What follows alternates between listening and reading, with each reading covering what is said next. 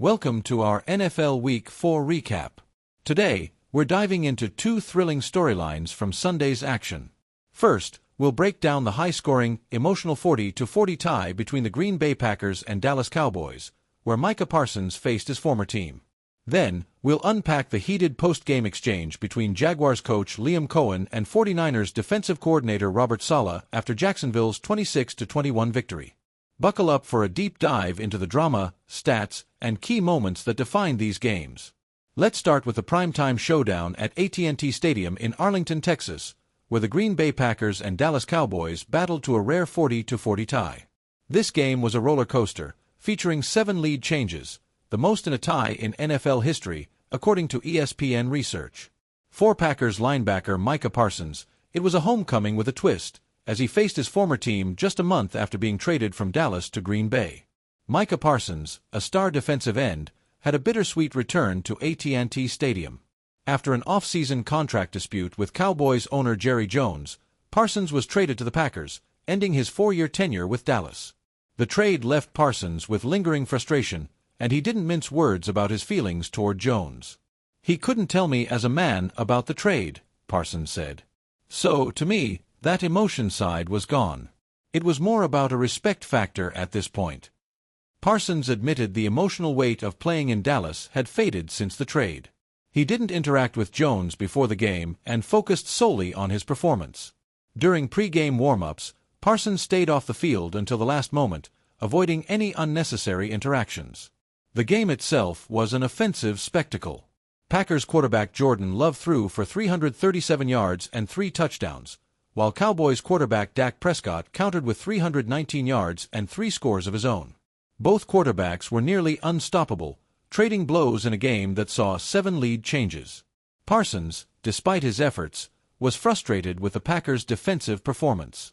He sacked Prescott in overtime on a critical second-and-goal play at the Packers' 4-yard line, potentially preventing a touchdown. The Cowboys settled for a 22-yard field goal, but the Packers responded with a field goal of their own with just 1 second left in overtime, resulting in the tie. "I'm not even going to lie, I'm pissed off," Parsons said post-game. "I'm very disappointed, just overall how we performed." Parsons was particularly critical of the Packers' defense, which allowed Prescott to complete 10 of 13 passes for 121 yards and 6 first downs under pressure. He praised Prescott's precision and timing, admitting the Cowboys' quarterback outplayed Green Bay's defense. The Cowboys had a clear game plan to limit Parsons' impact.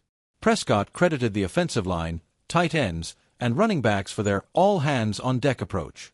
Tight end Jake Ferguson frequently chipped Parsons before running routes, and the team used max protection schemes to keep Parsons at bay. "It goes back to the plan," Prescott said. "Whether it be the tight ends, whether it be the running backs. Honestly, there were one-on-ones, and those tackles did their job." Cowboys coach Brian Schottenheimer praised Parsons as a great player, but didn't reveal specifics about their strategy.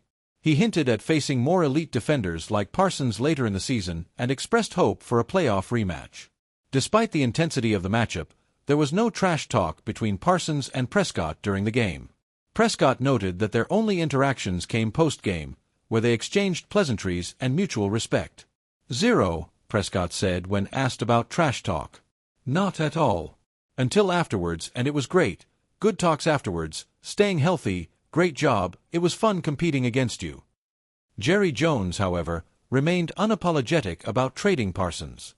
He acknowledged Parsons' talent but stood by the decision. "I knew that he is the great player that he is," Jones said. "And I like the way that we got ready to play him, played him and we ran at him, but we knew he was there." The tie left both teams with mixed feelings.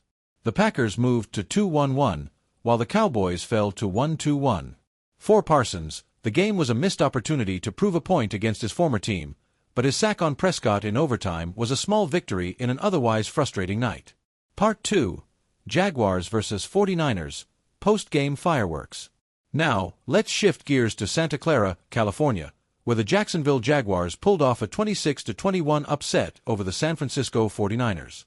The game was overshadowed by a heated post-game exchange between Jaguars coach Liam Cohen and 49ers defensive coordinator Robert Saleh, sparked by Saleh's earlier comments about Jacksonville's legal signal stealing tactics. The backstory: Saleh's comments. The drama began earlier in the week when Saleh, during a press conference, praised the Jaguars' ability to gain an edge through signal stealing. "They've got, legally, a really advanced signal stealing type of system where they always find a way to put themselves in an advantageous situation," Saleh said Thursday.